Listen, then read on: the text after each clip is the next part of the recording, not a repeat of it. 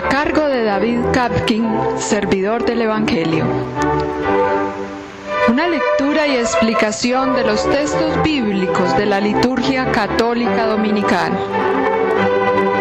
Análisis literario y crítico al servicio de la comprensión de la palabra, de la interiorización existencial y de la actualización del mensaje para la hora presente.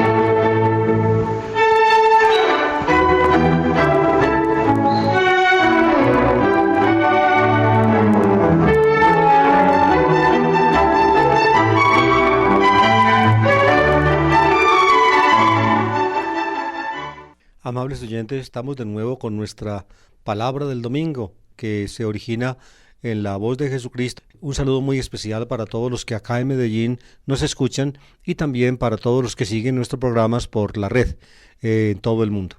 Hay muchas personas aún en Estados Unidos, sobre todo en Venezuela y aún en Europa, que han reportado que escuchan la emisora precisamente por la red, por la internet, como se dice actualmente en la voz inglesa, que prácticamente se acreditó en el mundo entero. Hemos llegado pues a la fiesta de la Navidad. Los últimos 4 domingos celebramos el tiempo del Adviento. El domingo pasado fue el 4º domingo de Adviento y ya enseguida cayó la fiesta de la Navidad, el 25 de diciembre, con su vigilia el 24. Ese día los leccionarios litúrgicos son muy ricos. Hay un leccionario especial para el día de la vigilia de Navidad en la misa vespertina. Luego, para la fiesta propiamente dicha, hay 3 leccionarios, la llamada misa de medianoche, luego la misa de la aurora y la misa del día. En la misa de la medianoche y de la aurora se toman textos del Evangelio de Lucas, la historia de la Navidad, que es un texto muy hermoso en el capítulo 2. Y para la misa del día se toma el prólogo joánico, es decir, el capítulo 1 del Evangelio de San Juan, donde ya se cuenta no la Navidad terrena de la palabra de Dios hecha carne, sino la Navidad eterna del Hijo con respecto al Padre. El Padre pronuncia su palabra eternamente y su palabra es como el poder y también el modelo de todas las obras de Dios. Ya hoy en este domingo llegamos a el llamado domingo que cae dentro de la octava de la Navidad. Es interesante que yo les recuerde con relativa frecuencia es la comprensión de la liturgia de la Iglesia. Fíjense, 2 fiestas eclesiásticas tienen octava, es decir, se celebran durante 8 días. La más importante es la Pascua, la octava, los 8 días después de la Pascua, es decir, del domingo de Pascua al domingo siguiente, es la octava de Pascua. Y también la Navidad tiene octava, no es tan relevante de punto de vista litúrgico como la octava de Pascua, pero también se da la octava de la Navidad que va desde la fiesta de la Navidad hasta el día octavo después de la fiesta, que es el 1 de enero, siempre el 1 de enero. Del 25 de diciembre al 1 de enero van 8 días. Y el día de la octava de Navidad se celebra la solemnidad de la Santísima Virgen María, Madre de Dios, es decir, el mayor título de honor de la Madre del Señor, la Dei Genitrix, como se dice en latín, o la Theotokos, como se dice en griego. Pues bien, como el día de la Navidad y por tanto también el 1 de enero no siempre cae en domingo, entonces el programa de la palabra del domingo solamente los cobija precisamente cuando cae en domingo el 25 de diciembre y el 1 de enero. Este año, pues, como ustedes ven, no cae domingo, no cayó domingo el 25 de diciembre y por tanto tampoco va a caer domingo el 1 de enero. Entonces esta fiesta de la octava, del domingo que cae en la octava de la Navidad, se celebra la fiesta de la Sagrada Familia de Jesús. Es la fiesta pues que hoy nos reúne y las lecturas escogidas por la Iglesia para esta fiesta están por tanto adaptadas al tema.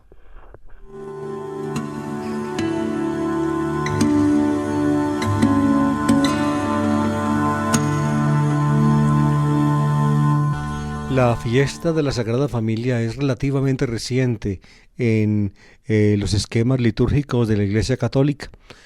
¿Por qué? Porque en la liturgia antigua La fiesta esta no existía, la Navidad sí, desde el siglo IV, como se sabe, pero no la fiesta de la Sagrada Familia. Sin embargo, la Sagrada Familia de Jesús, María y José, como solemos nosotros decir, en orden inverso al lógico, Jesús el Hijo, luego María la Madre y luego José el Padre putativo, como se suele decir, fíjense, ponen las cosas en orden inverso. En orden lógico es el Padre, la Madre y los hijos. En el orden de esta Sagrada Familia, que es del todo especial, el orden es el Hijo, Jesús, la Madre, María, y luego el Padre, José. Jesús, María y José. ¿Quién de los cristianos no conoce estos tres nombres? Están grabados, pues, en la mente de cualquier cristiano, y no solamente en la mente, sino también en el corazón. Pero la Iglesia, digamos, relativamente ya en tiempos modernos, empezó a enfatizar esta fiesta precisamente para corroborar los llamados valores familiares. No es fácil, queridos oyentes, encontrar, sobre todo en los evangelios, los valores familiares. ¿Y por qué? Fíjense, por este detalle tan simple, pero tan impresionante. Y es que un ethos, es decir, una valoración de lo familiar en Jesús, no se ve. Ustedes me dirán, ¿cómo así? No se ve.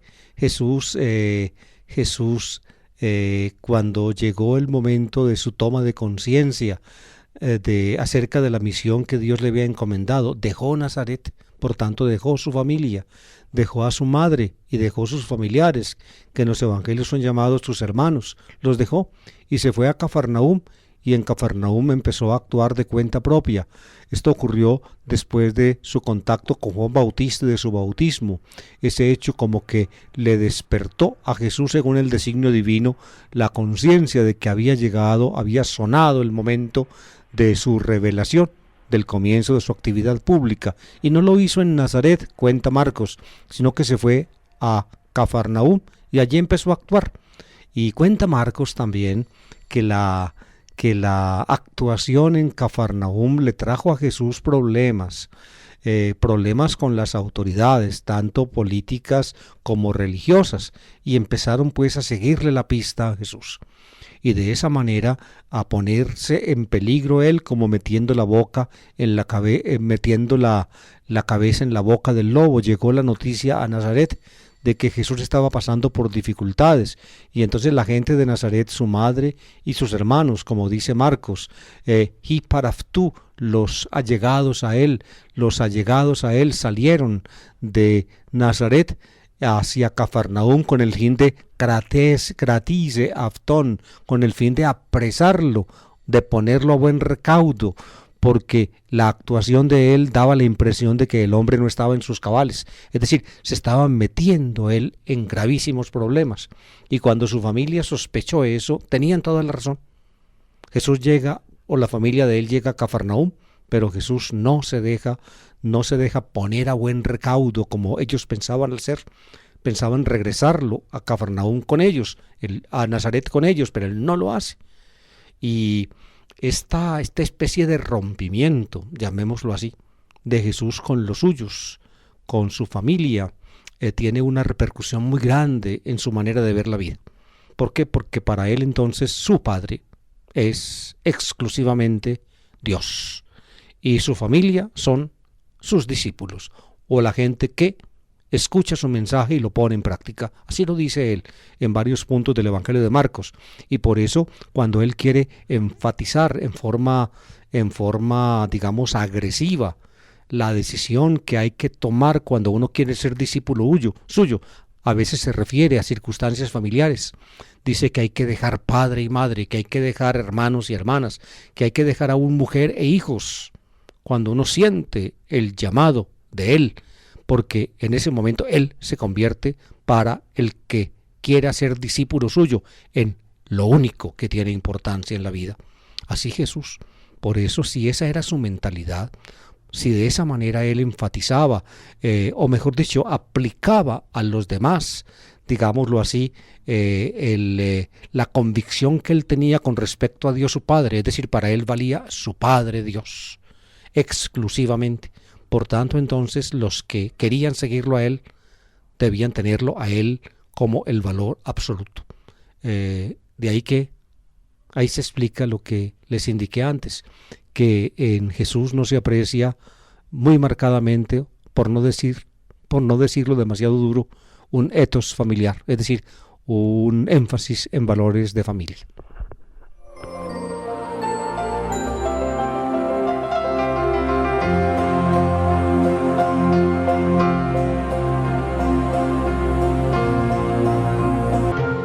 Sin embargo, Jesús era un judío piadoso, un hasid, como se diría en hebreo, un hasid, un hombre piadoso, un hombre que valoraba sobremanera la ley del Señor.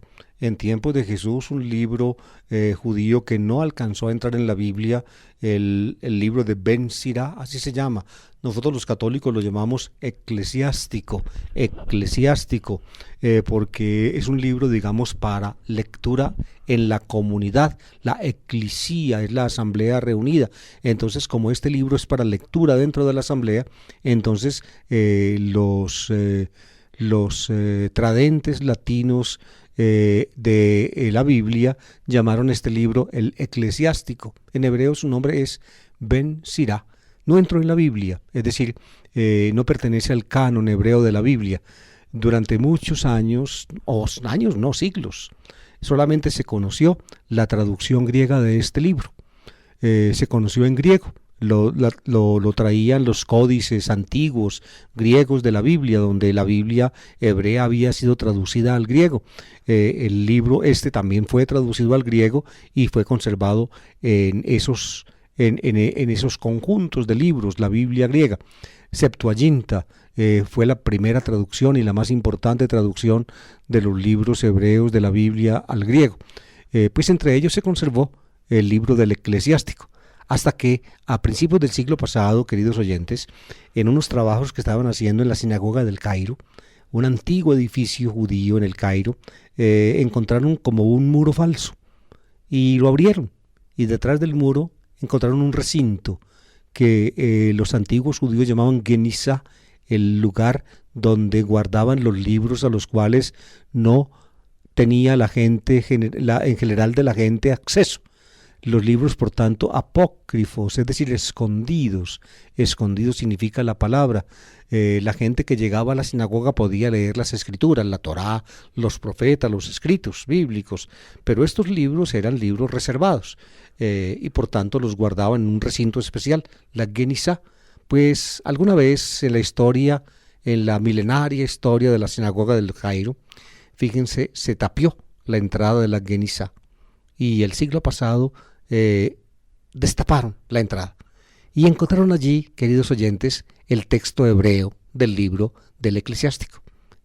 El texto hebreo, de modo que ya desde comienzos del siglo pasado empezó a conocerse este libro, no solamente en griego, como se le conocía desde muchos siglos antes, sino también en griego, sino también en hebreo. Y además, también el siglo pasado, en la década de los 40, cuando se hicieron los descubrimientos de Qumran, unas antiguas grutas en la vertiente occidental del Mar Muerto, cerca de las cuales habitaba una comunidad judía de esenios, presumiblemente. Allí guardaron ellos, en la época de la invasión romana, su biblioteca. Pues bien, en alguna de las cuevas de Qumran también se encontraron fragmentos en hebreo de este libro.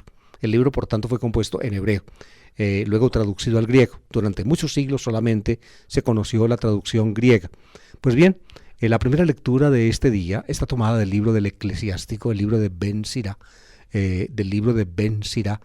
Fue compuesto el libro en la primera parte del siglo II antes de Cristo, antes de que la situación, digamos, del judaísmo se volviera invivible, insoportable, por la conflagración interna de intereses. Había judíos, digamos, que querían ceder lo más auténtico de sus tradiciones y de su religión en aras del pensamiento helenista, y otros judíos, como el autor de este libro, Ben Sira, querían mantener la tradición del antiguo Israel y del judaísmo intacta.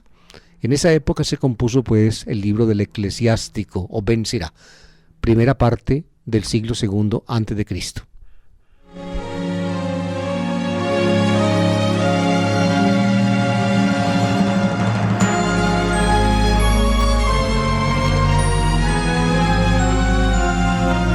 Ben Sirá es una obra, digamos, que básicamente está destinada a glorificar la Torá, a glorificar la ley.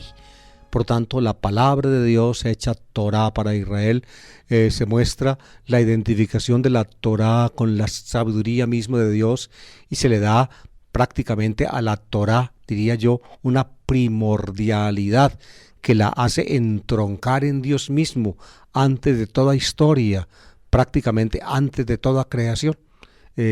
Aquí entre paréntesis les digo que esa idea del autor de Ben Sirá, esa glorificación, esa, digámoslo así, esa apoteosis o deificación de la ley, fue lo que le permitió precisamente a los cristianos desde el comienzo comprender la hondura, la raíz divina del propio Jesús. Jesús pues prácticamente no hace otra cosa en la fe cristiana que reemplazar superando la Torá deificada de Ben Sirá. Pues bien, Ben Sirá en su obra, con esta intención básica, mantiene los principios básicos de la ley de Moisés, de la interpretación de esa ley, de la doctrina de los profetas, aún el eco de la reflexión de esos principios en los escritos que luego entraron en la Biblia. El pedacito que toca leer este domingo está tomado del capítulo 3. No está tomado, digamos, en un bloquecito continuo, sino que hay interrupción del 3 al 7 y luego del 14 al 17. Escuchemos el texto.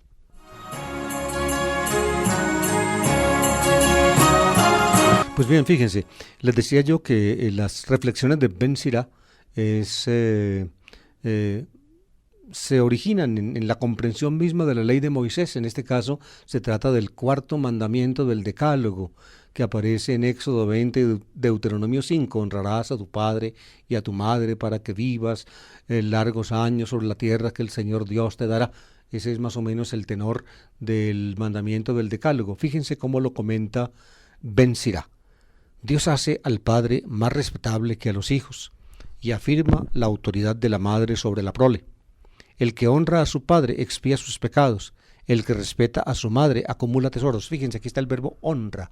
Honra al padre y luego a la madre, un verbo, digamos, sinónimo, paralelo, respeta. Honra es el verbo que utiliza el mandamiento del Decálogo. El que honra a su padre expía sus pecados. El que respeta a su madre acumula tesoros. Noten acá también la forma poética hebrea de paralelismo que utiliza Ben Sirá. Es una forma poética, digámoslo así, que retrocede en los siglos en la Biblia y aparece desde la más primitiva poesía hebrea. El que honra a su padre expía sus pecados, el que respeta a su madre acumula tesoros. El que honra a su padre se alegrará de sus hijos, y cuando rece será escuchado. Y el que respeta a su padre tendrá larga vida. Al que honra a su madre, el Señor le escucha. Noten, tendrá larga vida. Acuérdense del precepto del Decálogo, para que vivas largos años sobre la tierra que el Señor tu Dios te dará. Es decir, la relación del ser humano con su padre y con su madre es una relación, digamos, válida delante de Dios, una relación que debe ser de honra, de respeto, en fin, de acatamiento, y precisamente se la pone como condición de la vida larga, que era lo que esperaban los judíos hasta la época, hasta el borde de la época de Ben Sirá, antes de que entraran, digamos, a partir o por medio del helenismo, las ideas de resurrección y de inmortalidad que finalmente tocaron también el pensamiento judío. Al que honra a su madre, el Señor le escucha. Y noten bien cómo la honra y el respeto de padre y madre se ponen como causa del perdón de los pecados. Y sigue así Ben Sirá. Hijo mío, sé constante en honrar a tu padre. No lo abandones mientras viva. Aunque flaquee su mente, ten indulgencia. No lo abochornes mientras seas fuerte. De nuevo el verbo honrar. Ustedes ven, es un eco del Decálogo, como les indiqué. Aunque flaquee su mente, aunque chochee, dice por allí alguna traducción que alguna vez leí, aunque chochee. En ese tiempo ya existía el Alzheimer, queridos oyentes. de modo que los viejitos se solían poner, digamos, olvidadizos y necios. Eso ocurre con mucha frecuencia. Y nos toca a nosotros en alguna forma manejar eso, no solamente en los casos personales propios nuestros, sino también en de la gente. Cuando les toca a los hijos, sobre todo a mujeres que se quedan en la casa, solteras, manejar a los viejitos, entonces a veces les da impaciencia y se mueren del arrepentimiento. Ay, tuve que regañar a mi papá, padre, a mi mamá hasta le tuve que pegar una palmadita porque es que no la aguanta nadie, es muy necia, no está contenta con nada.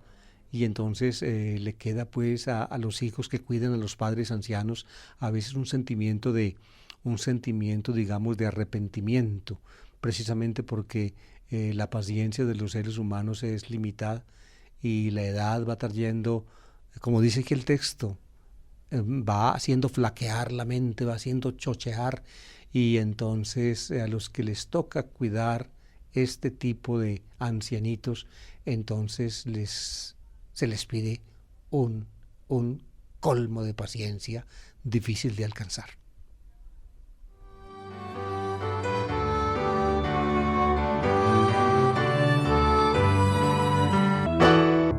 Es muy meritorio, dice el texto, esa indulgencia, ese cariño, esa dedicación a los padres ancianos. Esta es la última parte del texto de Ben Sirá, se refiere a eso. La piedad para con tu padre no se olvidará, será tenida en cuenta para pagar tus pecados. El día del peligro se te recordará y se desharán tus pecados como la escarcha bajo el calor. Es el cuidado de los ancianos, el cuidado de los ancianos, de los padres ancianos.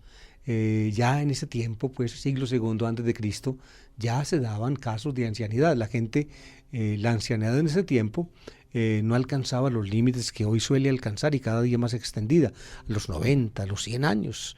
Hace unos meses murió en mi parroquia una señora muy querida, doña Rosario, y vivió más de 100 años doña Rosario. Y nosotros tenemos ancianitos en la parroquia allá en Fátima que llegan a los 90 y pasan de allí. Una señora muy querida, doña Maruja Parra de Sierra, tiene más de 90 años y aparece todavía como una muchacha. Se mueve para todas partes con su bastón, eso sí, con su bastón, pero con la mente limpia, con la claridad más grande de conciencia, es decir, perfectamente capaz de hacer sus cosas, y más de 90 años. Pues bien, el cuidado de los ancianos, concretamente el de los padres, es lo que recomienda Ben Sirá, y dice que esa es la manera como uno, o una de las maneras como uno le hace justicia al mandamiento de la ley de Dios. Honrarás a tu padre y a tu madre, para que vivas largo tiempo sobre la tierra que el Señor Dios te dará.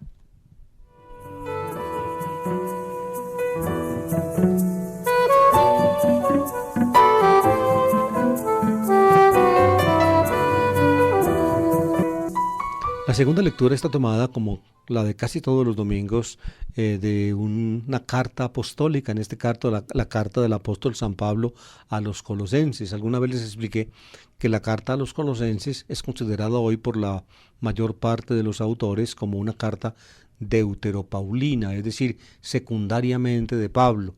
Probablemente con seguridad proviene de la escuela paulina, y detrás de esta carta hay un discípulo de Pablo pues muy conocedor de su palabra y de su enseñanza. Algunos piensan que es Epafrodito o Epafrás, como lo llama Pablo en alguna de sus cartas. Epafrás, que fue el que en nombre de Pablo evangelizó esta región de Colosas, de donde deriva la carta su nombre. En todo caso, en la segunda parte de la carta, la parte parenética, el autor, pues muy cercano a la parenesis paulina, es decir, a la forma como Pablo solía exhortar a las iglesias o a los fieles, escribe lo que a continuación voy a leer. Hermanos, como pueblo elegido de Dios, pueblo sacro y amado, sea vuestro uniforme la misericordia entrañable, la bondad, la humildad, la dulzura, la comprensión. Sobrellevaos mutuamente y perdonaos cuando alguien tenga quejas contra otro. El Señor os ha perdonado. Haced vosotros lo mismo. Y por encima de todo esto, el amor, que es el señor de la unidad consumada. Que la paz de Cristo actúe de árbitro en vuestro corazón. A ella habéis sido convocados en un solo cuerpo. Y sed agradecidos. la palabra de Cristo habite entre vosotros con toda su riqueza. Enseñaos mutuamente con toda sabiduría. Exhortaos los unos a los otros. Cantad a Dios, dadle gracias de corazón, con salmos, himnos y cánticos inspirados. Y todo lo que de palabra o de obra realicéis, sea todo en nombre de Jesús, ofreciendo la acción de gracias a Dios Padre por medio de Él. Mujeres, vivid bajo la autoridad de vuestros maridos, como conviene en el Señor. Maridos, amad a vuestras mujeres, y no seáis ásperos con ellas. Hijos, obedeced a vuestros padres, en todo, pues eso le gusta al Señor. Padres, no exasperéis a vuestros hijos, no sea que pierdan los ánimos.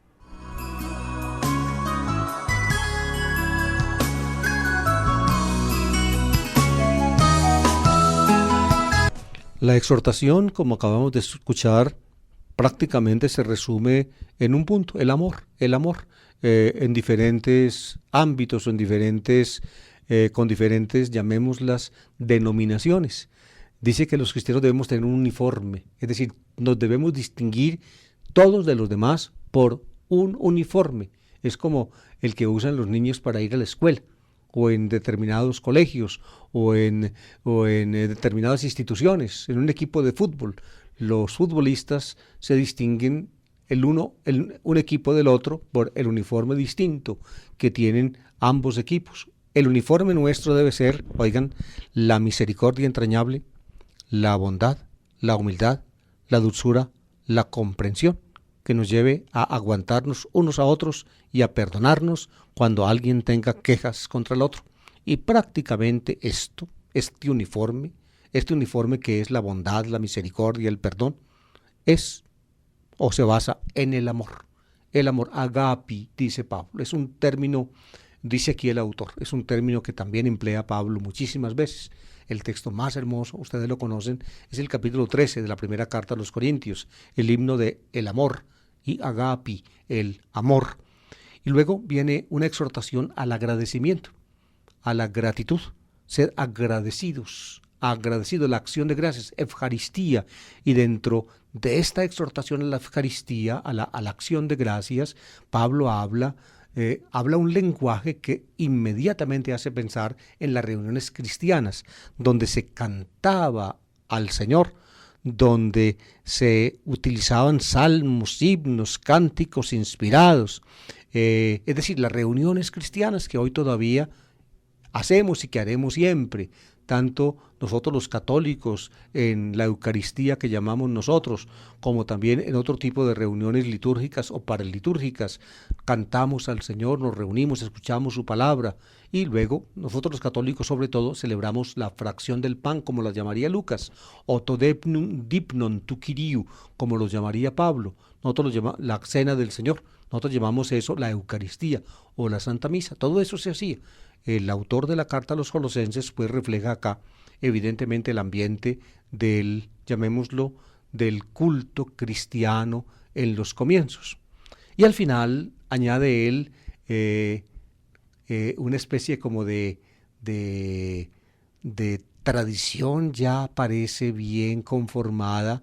Los autores alemanes llaman esto Die Haustafeln, es decir, las exhortaciones de hogar, de casa, de familia, donde los exhortados son las mujeres, los maridos y los hijos. Ustedes escucharon la exhortación. A las mujeres se les exhorta a vivir bajo la autoridad de los maridos, como conviene en el Señor.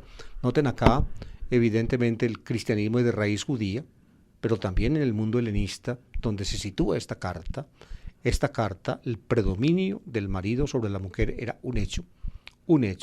Eso lo digamos, en alguna forma se acredita en la humanidad, en las sociedades humanas desde el Neolítico, desde la época del Neolítico, cuando empezaron a surgir las sociedades patriarcales, es decir, el predominio del padre, y así un presunto matriarcado primitivo quedó superado. El padre es el jefe del hogar y por tanto entonces la mujer, la esposa, debe someterse. Hoy en día esta forma de hablar hoy en día es muy cuestionada, sobre todo por los movimientos feministas modernos. Y creo yo que tienen hasta razón, o tienen razón, porque la historia, yo pienso no solamente del cristianismo basado en el judaísmo, sino también de todo el mundo occidental y oriental. Parece que esto es general en la humanidad. Desde que se impuso el patriarcado, prácticamente la mujer en alguna forma ha sido sojuzgada, limitada. Noten acá en este texto bíblico la diferencia tan grande que hay en el vocabulario. Cuando se exhorta a las mujeres con respecto al marido, se les dice: vivid bajo la autoridad de vuestros maridos. El verbo hipotasin, si mal no recuerdo, hipotasin, someterse, hipotasin. En cambio, cuando se habla a los maridos, con respecto a las mujeres, se dice agapate, amad a vuestras mujeres. A las mujeres que se sometan a la autoridad, a los maridos que las quieran. Yo pienso que podría utilizarse el mismo verbo en un caso y el otro, que las mujeres también amen a sus maridos. El hecho de amarlo significaría pues reconocer en él el jefe del hogar en alguna forma, y entonces disponer la vida en esa relación. Y lo mismo el marido a la mujer. Amar sería como el verbo más adecuado, al menos en el espíritu moderno y posmoderno que hoy en día se está preconizando. Sería el verbo más adecuado para expresar esta idea.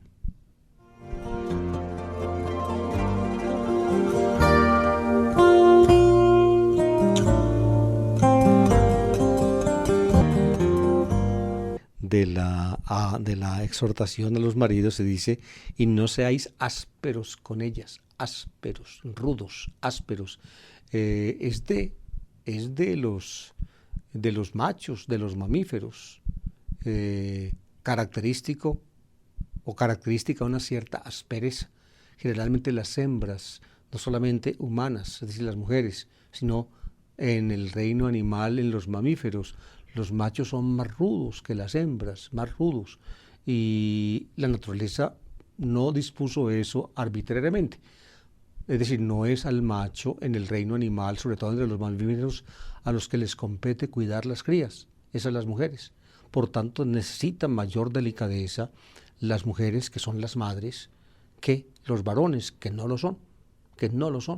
El varón es más rudo, está hecho, su cuerpo, aún su contextura física, está hecho para trabajos más fuertes.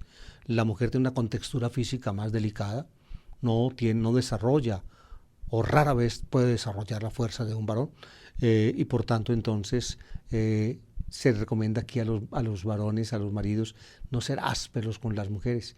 Las señoras cuentan con frecuencia: ay padre, cómo era de querido y cómo se volvió.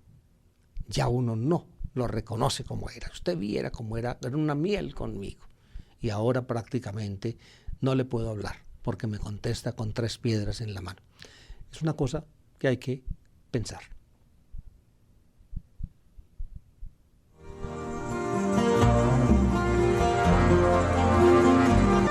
Para la relación de las mujeres con el marido y también de los hijos con los padres, el autor introduce el factor religioso, porque eso es lo que conviene en el Señor, porque eso le gusta al Señor. Es decir, uno como cristiano, como dependiente de Jesucristo, como unido con Él, debe reflejar en su vida familiar, lo que de la relación con el Señor se deriva. Se deriva pues el amor entre esposos y también el respeto de los hijos a los padres. Aquí dice: hijos, obedeced a vuestros padres en todo, que eso le gusta al Señor, obedecer. No sé si ustedes, amables oyentes, saben la etimología de la palabra obedecer en nuestro idioma. En latín es ob audire. Audire es oír. Ob audire es oír lo que otro dice y ponerlo en práctica. Obediencia. La obediencia procede de lo que uno oye, de lo que otro le dice, uno lo toma en cuenta y lo practica. Esa es etimológicamente, o ese es el sentido etimológico de la palabra obediencia. Obediencia. obediencia, baudire, es la etimología latina de nuestra palabra. Eso le gusta al Señor. Es decir, si uno tiene una relación adecuada con Jesucristo, uno como hijo debe tener una relación adecuada con sus padres, y como esposo y como esposa debe tener una relación adecuada con su compañera o compañero. Y finalmente termina lo de los hijos, una cosa muy interesante que se dirige a los padres, y esto pienso yo que hay que recalcarlo. Padres, no exasperéis a vuestros hijos, no sea que pierda los ánimos, no exasperéis a vuestros hijos. Ustedes no se imaginan, no, sino tal vez podría ser un psicólogo o un terapeuta, un psicoterapeuta, el que pudiera explicar mejor que yo este tema, pero la cantidad de traumas psicológicos que los padres incomprensivos crean en sus hijos es inmensa. Muchas veces son los padres los causantes del fracaso de los hijos en la vida, porque desde pequeñito, eso no se hace, que así no es, que usted no sirve para nada, ¿qué va a hacer de usted en la vida? Y empiezan esa cantaleta, y finalmente le quitan a los hijos toda autoestima. Y finalmente el muchacho o la muchacha, aleccionada por sus padres, se convence de que ni él sirve para nada, ni ella tampoco. Y entonces la vida se convierte entonces en un tremendo fracaso. Como padres ustedes piénsenlo. La vida no es echar cantaleta, ni desacreditar a los hijos, ni tumbarles sus iniciativas, ni destruir todos sus proyectos, más bien acompañarlos y convencerlos de que pase lo que pase, ellos están siempre dispuestos a perdonarlos y amarlos.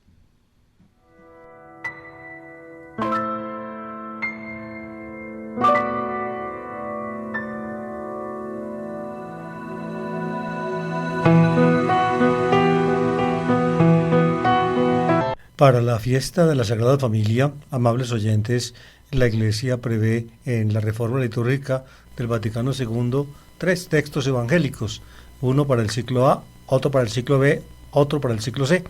Los textos de la primera y la segunda lectura son comunes a los 3 ciclos, los que ya acabamos de explicar. Pero el texto evangélico, como les decía, es propio según el ciclo. Para el ciclo A, se toma el texto de Mateo capítulo 2, que cuenta cómo la Sagrada Familia huyó a Egipto por la persecución de Herodes. Avisado por los magos José, pues se fue a Egipto con la madre y su hijo y su niño, como dice el texto. Tomó a la madre y al niño y se fue a Egipto. Allí en Egipto permaneció y luego regresó otra vez y no se asentó en Belén, de donde habían partido, sino en Nazaret. Ese es el evangelio del ciclo A. En el ciclo B se toma el texto lucano del capítulo 2, después de la narración de la Navidad, de la purificación de la Virgen en el templo a los 40 días y la presentación del niño Jesús en el templo. Y para el ciclo C, también de Lucas, se toma el último elemento del capítulo 2, el texto de la pérdida y hallazgo del niño Dios en el templo, como solemos decir nosotros tradicionalmente.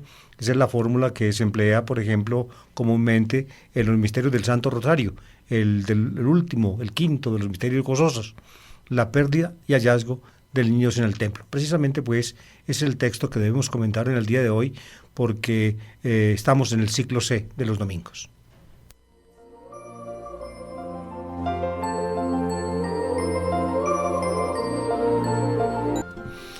El texto dice así, Lucas 2, 41, 52. Los padres de Jesús solían ir cada año a Jerusalén por la fiesta de Pascua. Cuando Jesús cumplió 12 años, subieron a la fiesta según la costumbre, y cuando terminó, regresaron. Pero el niño Jesús se quedó en Jerusalén sin que lo supieran sus padres. Estos, creyendo que estaba en la caravana, hicieron una jornada y se pusieron a buscarlo entre los parientes y conocidos. Al no encontrarlo, se volvieron a Jerusalén en su busca. A los 3 días lo encontraron en el templo, sentado en medio de los maestros, escuchándolos y haciéndoles preguntas. Todos los que le oían quedaban asombrados de su talento y de las respuestas que daba. Al verlo, se quedaron atónitos y le dijo su madre, «Hijo, ¿por qué nos has tratado así? Mira que tu padre y yo te buscábamos angustiados». Él les contestó, «¿Por qué me buscabais? ¿no sabíais que yo debo estar en la casa de mi padre? Pero ellos no comprendieron lo que quería decir. Él bajó con ellos a Nazaret y siguió bajo su autoridad. Su madre conservaba todo esto en su corazón, y Jesús iba creciendo en sabiduría, en estatura y en gracia ante Dios y los hombres.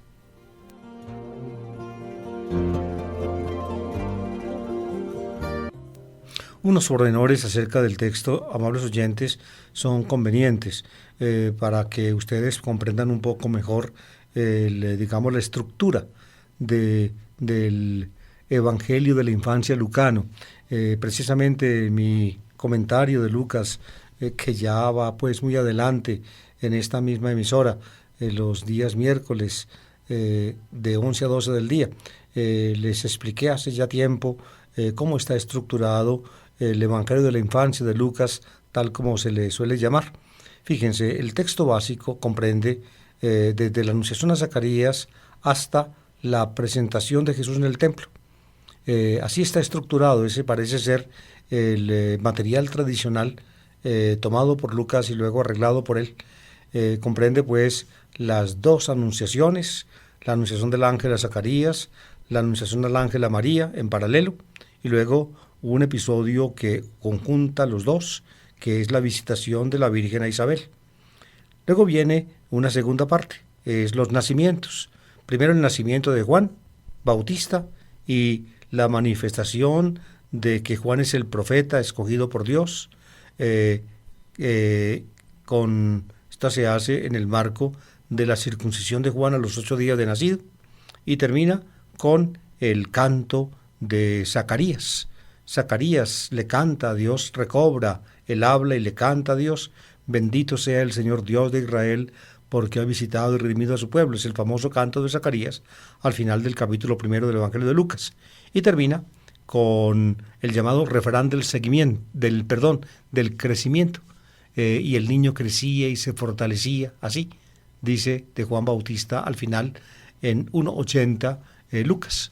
Luego viene, después de esa parte correspondiente a Juan, viene la paralela correspondiente a Jesús, el nacimiento de Jesús, luego la circuncisión de Jesús y luego la manifestación de Jesús, ya pues como el Mesías prometido en el templo. De esa manera, fíjense, lo correspondiente a Juan y lo correspondiente a Jesús están en estricto paralelo en el Evangelio de Lucas. Lo de Jesús supera lo de Juan. Cuando termina lo de Jesús, al final pues del episodio de la presentación está el canto de Simeón. El canto de Simeón el anciano corresponde al canto de Zacarías a raíz de la manifestación de Juan. Muy bien, y también lo de Jesús termina con el refrán del crecimiento. Y el niño crecía y en sabiduría, en fin, aparece en capítulo 40. En 2:40 aparece el refrán del seguimiento. De esa manera, fíjense, la parte correspondiente a Juan y la parte correspondiente a Jesús terminan pues con formulaciones semejantes. Ahí está pues el texto básico del Evangelio lucano de la infancia. Pero Lucas conoció otra tradición y no quiso perderla, y la añadió. Es el episodio que hemos leído, la presentación del niño Dios en el templo. Y al añadir este episodio, Lucas entonces establece conexiones con lo anterior. Por ejemplo, al final del episodio que leímos aparece el recuerdo de María, y María conservaba estas cosas en su corazón. Lo mismo tenía Lucas en el episodio de la Navidad, de modo que esa nota del recuerdo de María, del recuerdo de estas cosas, la pone Lucas también en el episodio del templo. Y finalmente vuelve otra vez Lucas al final para redondear la faena literaria y teológica a repetir con alguna variación el refrán del crecimiento. Ustedes recuerdan, y Jesús iba creciendo en sabiduría, en estatura y en gracia ante Dios y los hombres. Fíjense, esa es la forma pues como Lucas le adjunta al núcleo básico de la infancia, le adjunta este otro episodio de la presentación de la pérdida y hallazgo del niño Dios en el templo, como solemos nosotros hablar.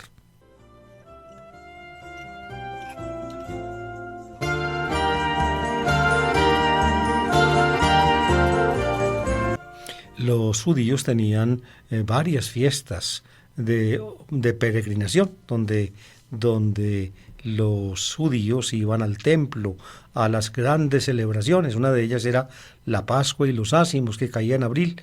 Otra era la fiesta de los tabernáculos, otra era la fiesta de los tabernáculos, que era en septiembre. Otra era la fiesta de las semanas, que corresponde a nuestro Pentecostés. Eran las fiestas pues de peregrinación. Aquí aparece una de esas fiestas y María y José pues como judíos devotos que eran, van al templo. Jesús tenía 12 años. A los 12 años los niños judíos empezaban también con sus padres a participar en estas grandes peregrinaciones para alabar y bendecir a Dios. De modo que estamos en Pascua, Jesús tiene 12 años y María y José van al templo. Y allí se produce algo que la tradición que recibe Lucas cuenta con esmero.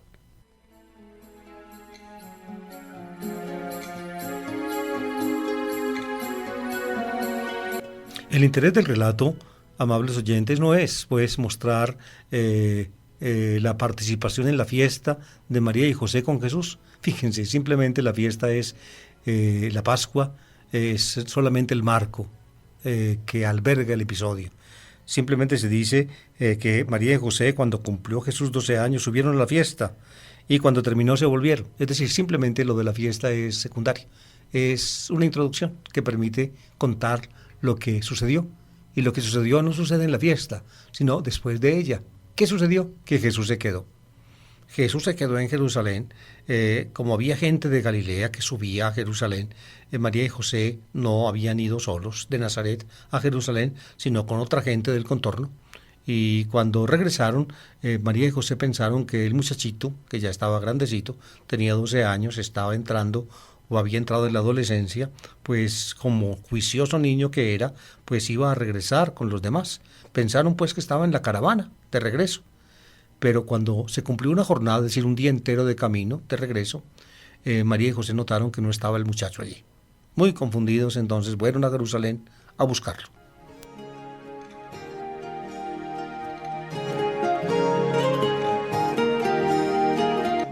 Lo encontraron a los 3 días.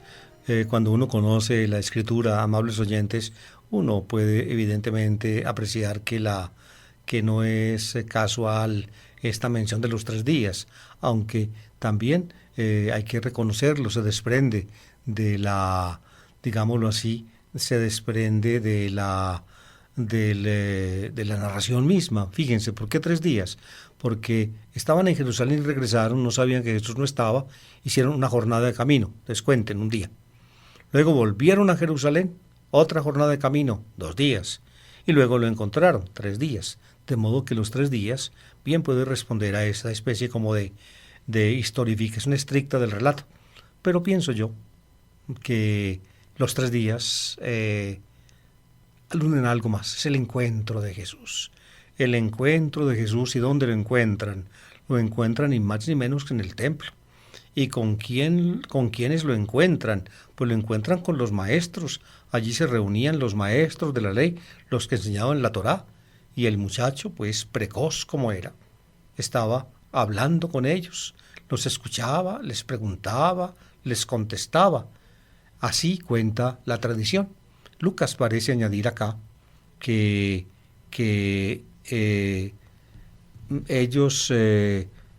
pues que la gente, cuando oía la discusión o la conversación de un niño o de un muchacho de 12 años con los maestros de la ley, pues la gente se admiraba, quedaba admirada. Esa notica interrumpe el contexto. Uno lo puede ver, sobre todo cuando uno lee en griego el texto. Uno ve que la notica puede ser una adición de Lucas al redactar, porque el hilo de la narración es muy sencillo. Lo encontraron sentado en medio de los maestros, escuchándolos y haciéndoles preguntas, y al verlo se quedaron atónitos. Y le dijo su madre, ahí está la continuación. Esa nota de que todos se admiraban interrumpe pues el relato que es lo encontraron, y cuando lo vieron, entonces la madre le preguntó. ¿Y qué es lo que la madre le preguntó? Pues lo que cualquier mamá le preguntaría a un niño que se quedó sin permiso, que no avisó y que los hizo preocupar 3 días porque no sabían dónde estaba. Ustedes, si son madres de familia, lo saben. Cuando un niño llega tarde, los pensamientos que les pasan por la mente. Y si no solamente llega tarde, sino que no viene, ¿en qué piensan ustedes? Pues bien, no es extraño que María le hiciera la pregunta que le hace. ¿Qué le dijo? Hijo, ¿por qué nos has tratado así? Mira que tu padre y yo te buscábamos angustiados. Es decir, nos has tratado mal. Fuimos maltratados por ti, y en realidad así es. Maltratados por él. ¿Por qué? Porque no avisó, porque no dijo, porque los hizo sufrir. Y fíjense en qué forma tan sencilla, tan escueta, María, pues, que es la madre, supone que José es el padre. Mira que tu padre y yo, esa afirmación de María es importante para comprender mejor la respuesta que Jesús va a dar.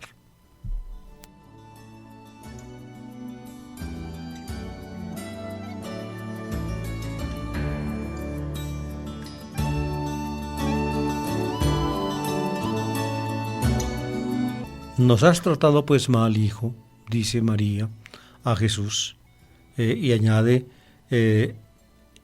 mira que tu padre y yo te buscábamos angustiados. Tu padre y yo, fíjense, padre, buscábamos. La respuesta de Jesús retoma esas palabras de la madre. Jesús contesta, ¿por qué me buscabais? ¿No sabíais que yo debía estar en la casa de mi padre? Fíjense, ¿por qué me buscabais? Ahí está el verbo buscar que María emplea, y en la casa de mi padre, ahí está la palabra padre que María emplea. Cuando María la emplea para José. Cuando Jesús la emplea para Dios.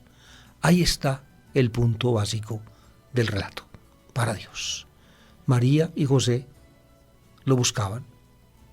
María supone que José es el padre, al menos lo presenta como padre. Jesús dice, no tienen por qué buscarme. Yo no me debo ni a ti, madre, ni a José, porque mi padre es Dios. Yo debo estar en la casa de mi padre, en el templo. Allí estaba él, en el templo, en la casa del Padre, ocupado en los asuntos del Padre. Noten ustedes, amables oyentes, cómo este texto, pues, que presenta un acontecimiento de Jesús a los 12 años, está, digámoslo así, está destinado. Por eso fue compuesta la narración, para mostrar, diría yo, las primeras manifestaciones de la conciencia filial de Jesús, la relación de Jesús con Dios. Es extraño, me permito decirlo, que precisamente en esta fecha de la Sagrada Familia, cuando se trata de exaltar, diría yo, las condiciones familiares, se presenta este texto, que de ninguna manera muestra ninguna devoción de Jesús por su familia. ¿Por qué me buscabais?, contesta el muchacho, y parece ser como un muchacho altanero. ¿Por qué me buscabais? Uno lo podría interpretar así, si leyera el texto superficialmente. No, pero no se trata de mostrar que Jesús era altanero. Se trata de mostrar que Jesús, como quien era, no se debe ni a su madre María ni a José. No se debe a ellos, sino a Dios. Por tanto, este texto no está destinado originalmente a exaltar condiciones de familia. No, el cristianismo va a encontrar valores familiares más adelante. Paralelamente a esto, posiblemente, uno los nota en reflexiones cristianas posteriores, sobre todo ya un poco en Pablo, pero sobre todo en las cartas deuteropaulinas de Colosenses, de Efesios y en otros escritos en el Nuevo Testamento, sobre todo en la tradición que toca a Jesús. Más bien lo que se destaca es que Jesús rompe con su familia. Él en Nazaret se separa de los suyos, se separa y se va a Cafarnaúm, así lo cuenta la tradición de Marcos. Los hace confundir tanto, porque ellos saben que Jesús se está metiendo en la boca del lobo, porque ya tiene, digamos, una guerra casada con las autoridades y lo están espiando, y finalmente estará en peligro cuando los suyos, como dice Marcos, y Paraftú, los allegados a él, su madre y los que llama el Evangelio sus hermanos, pues se dan cuenta de eso, van a buscarlo a Cafarnaúm, porque se está metiendo en la boca del lobo, y Jesús no se deja encontrar. Cuando llegan allá, les dice prácticamente, los excluye. No, ¿quiénes son mi madre y mis hermanos? ¿Quiénes son los que hacen la voluntad de mi Padre? Esos son mi hermano, mi hermana y mi madre, dice él en el texto, en la tradición de Marcos, que es la más primitiva. Aquí se adivina en este texto que, aunque es esta tradición que seguramente es posterior, se adivina ese mismo hecho. Para Jesús, es decir, en la conciencia propia del Jesús terreno, la manifestación de su vinculación con Dios trajo consigo si no un rompimiento con la familia, al menos sí un alejamiento manifiesto de ella. Jesús no se debe a María, Jesús no se debe a José, Jesús se debe a Dios. Yo tengo que estar en la casa de mi Padre. Es decir, el Padre de Jesús no es como aquí María supone, tu Padre y yo te estaban buscando, angustiados. No es José, sino Dios.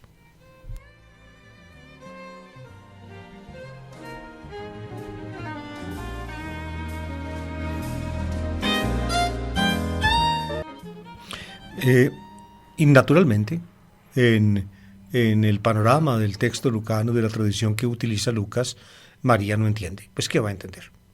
Que un niño de 12 años, su hijo, el que ella crió, junto con José, conteste así y diga esas cosas. Pero ellos no entendieron lo que les quería decir. Es decir, ellos todavía no eran conscientes de, digámoslo así, de la relación de Jesús con Dios. Este texto lucano, amables oyentes, parece haber tenido un origen diferente de la tradición que trae Lucas de la anunciación del ángel a María. Estos son detalles del estudio crítico de la tradición cristiana primitiva, que tal vez no me es dado a mí exponer en este momento del programa. Lo expuse ampliamente en mi comentario de Lucas. Pero claramente, pues, en el texto de la Anunciación, María sabe que su hijo será llamado Hijo del Altísimo, que viene a su vientre por obra del Espíritu Santo, lo sabe. Y aquí en este texto, eso al menos no queda claro. Tu Padre y yo te buscábamos angustiados. Y cuando Jesús dice que su Padre es Dios, ella dice el texto, pero ellos no entendieron lo que les quería decir. No entendieron. Pero eso sí, y eso añade Lucas claramente, pero ella conservaba estas cosas en su corazón. Para María, este recuerdo es imperecedero. María, pues, se tiene que percatar, y cada vez se irá percatando más de quién es su hijo. Entre los teólogos modernos, podríamos decirlo, hay uno que escribió un libro muy hermoso sobre Jesús, se llama Der Herr, el Señor, se llamaba Romano Guardini, es de ancestro italiano, pero fue profesor en Alemania mucho tiempo. Yo creo que fue uno de los profesores del Papa, de Ratzinger, sin mal no entiendo. Al menos es mayor que Ratzinger, y pienso yo que el espíritu de Guardini lo conserva Ratzinger en muchos de sus escritos y en sus actitudes profundas. Guardini, Romano Guardini, en su libro El Señor, tiene Guardini un capítulo destinado a María, Di Muta, se llama el capítulo, la Madre, y expone Guardini, tomando de la antigua tradición evangélica los episodios que va mostrando cómo Jesús, cada paso que da, se separa de su madre. Desde el comienzo, desde este texto de los 12 años, hasta la separación, digamos, final, que es en la cruz, cuando le da al discípulo que él ama a su madre como madre. Y de esa manera él se eleva, o elevado entre el cielo y la tierra, se consagra enteramente a Dios. Son reflexiones de Guardini, Romano Guardini. Si alguna vez ustedes pueden acercarse a ese libro, se lo recomiendo con ahínco. Es un libro piadoso, hermoso. Pienso yo que no contradice básicamente la investigación reciente y que es concordante con la investigación crítica bien llevada posterior, pero que edifica la fe, tal vez como casi ninguna otra obra sobre Jesús. Y así, queridos oyentes, llegamos al término de nuestro programa de hoy, La Palabra del Domingo.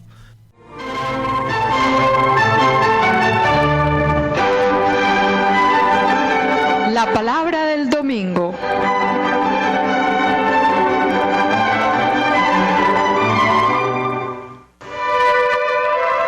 A cargo de David Kapkin, servidor del Evangelio. Una lectura y explicación de los textos bíblicos de la liturgia católica dominical. Análisis literario y crítico al servicio de la comprensión de la palabra, de la interiorización existencial y de la actualización del mensaje para la hora presente.